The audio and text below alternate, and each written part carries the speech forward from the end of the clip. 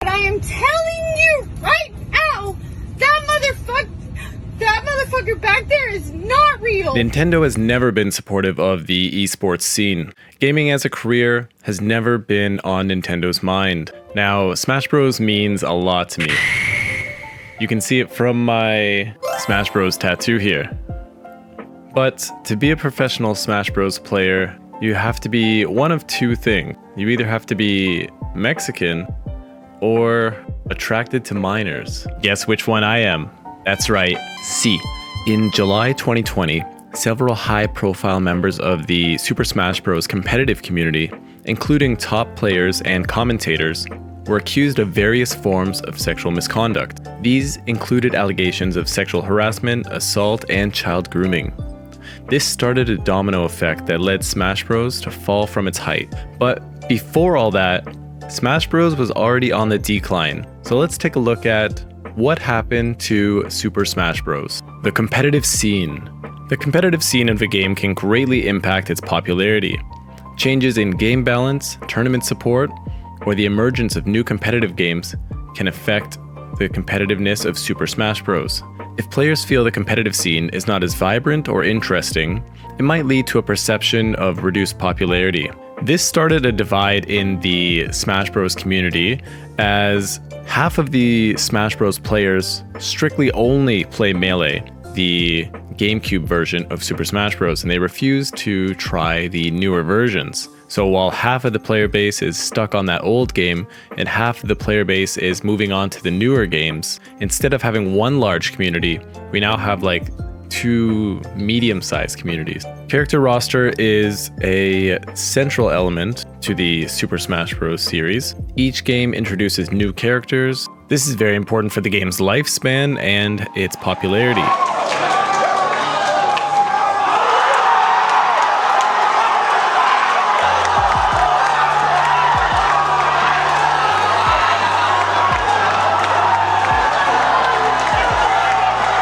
If a particular game's roster doesn't resonate with a large portion of the fan base, it could affect the game's popularity. This is a minor factor, but the inclusion of Street Fighter characters, as well as Snake from Metal Gear, brought over new players to the Smash community. So Nintendo's collabs with Microsoft and other game creators have brought this new life into Smash Bros, which looks like a good thing. It was great to have these new players try out Smash Bros. And this definitely helped increase the player base, the community. This was a great step for the game. The game mechanics and balancing. Changes to the game mechanics and character balancing can have a significant impact on how enjoyable the game is for both casual and competitive players. If players feel that these changes make the game less fun or fair, it could affect popularity. Wow, that's the worst thing ever. Tribute to a grab. Worst feeling. Mutsa King just turns back in. Yeah, he's laughs. like, He's like, yep. wow. He's just, are you kidding me? He's not even trying. Hand is off the controller right now. He doesn't care. He's like, I'm not even gonna, no, I'm not even gonna try. Mad as hell. So this was a huge problem for the Wii U version of Smash Bros. The Smash 4 one. They stopped patching it and they released a character named Bayonetta, and she was the most overpowered character in the game. So tournaments just had Bayonetta. I don't know, I was stalling for time. All right, man. Well, I really understand why this is the last Evo. Last Evo was Smash 4. I mean, now you really get it. Oh, dang! Dang! Yo, Bear came up there with the rules. Similar for Super Smash Bros. Brawl, it was literally everyone played Meta Knight except for Esam, who still played Pikachu. Now with the Nintendo Switch version of Smash Bros., they were releasing balance patches, and it was looking very good, except in 2021, towards the end of 2021, they said they're not going to be patching Smash Bros. Anymore, so this is it. Now we have the exact tier list, the exact, who's strong, who isn't. So that also gave kind of a hit to Smash Bros. That they're kind of done with the game, or at least this version of the game. So yeah, take a look at this tournament clip here. 2 Bayonettas, just, this was a hard hit for Smash Bros. This was looked down upon. The competition from other games. The gaming industry is constantly evolving, and new games are released regularly. Street Fighter, Guilty Gear, Mortal Kombat, and Tekken all have new games coming out, making Smash Bros. Kind of old news. One thing I really want to touch on was the new Street Fighter game, Street Fighter 6, has modern controls, or Smash controls. So it's kind of like one button input. So where if you want to do a special, it's just side B, up B, down B, kind of exactly like Smash Bros. So a lot of the Smash Bros players started playing Street Fighter with these new controls, myself included, the Master E Honda Platinum. The aging hardware. Super Smash Bros. Games are often closely associated with the hardware they're released on.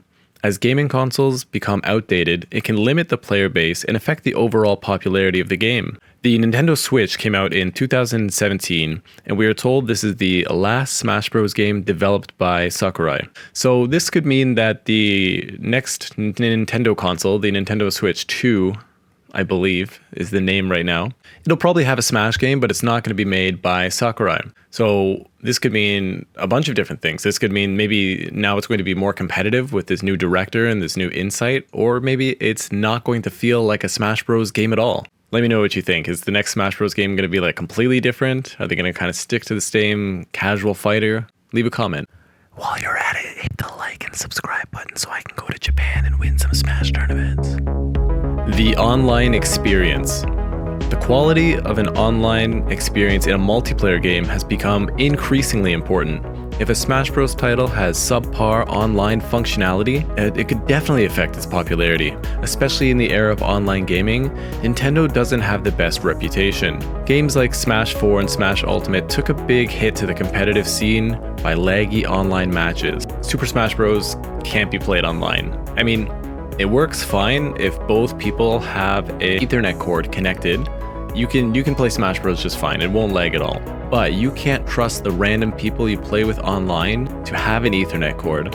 And so half the matches you get are just going to be too laggy to play, and it's the most frustrating experience. Smash Bros. Tournaments are pretty strictly offline, in-person tournaments only. The community and social factors. Community engagement, content creation, and social trends can influence a game's popularity. The presence of an active fan community, content creators, and social media can boost or diminish the game's visibility. It can also stereotype players and ruin the game for new players that might be interested in joining. The two stereotypes that are associated with Smash Bros. Players are that Melee players never shower. Smell that? Smells like victory. And Smash Ultimate players touch kids. Not exactly two good stereotypes. Melee is famous for players breaking the game, using techniques that were not intended by the developers. They use these techniques to gain an advantage in movement or positioning on the map. This is called wave dashing.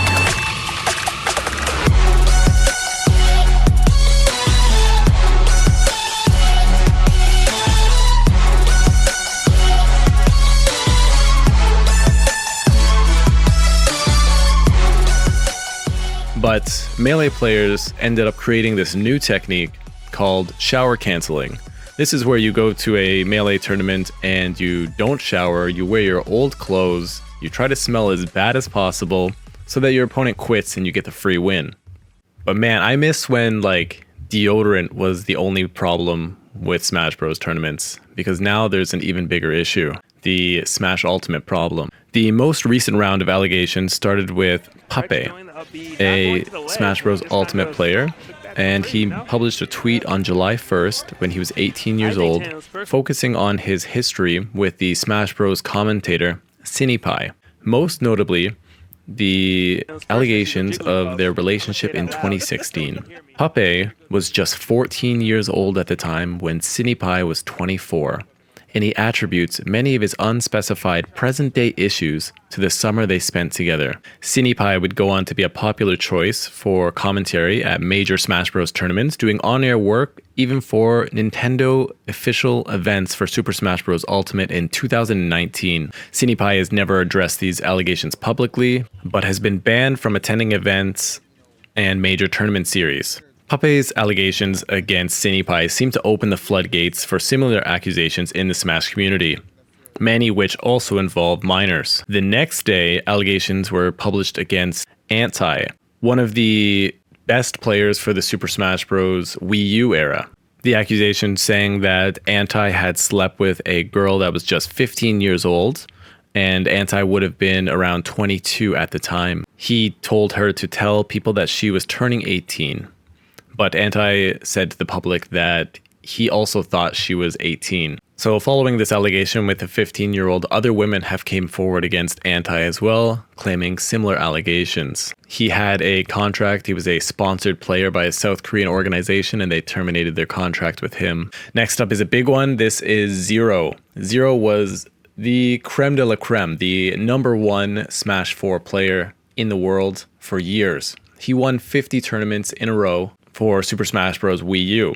His Diddy Kong was merciless. Nobody could beat his Diddy Kong. Zero trying to fight his way down right there. Instead of giving him an air dodge, just throw out the forward air. Zero's still living. 155. Oh, very close. Dude, that would have ended him. That knockback is great on the grenade. People do not know. Yeah. Since you rarely ever see it connect. Another good forward air. Zero. Grenade. Okay. Is he coming back? Yes. Yeah, made it back. Not deep enough. It's never too deep. Deep Wow. Kong. And right there was a perfect punish by Mr. R. Woo.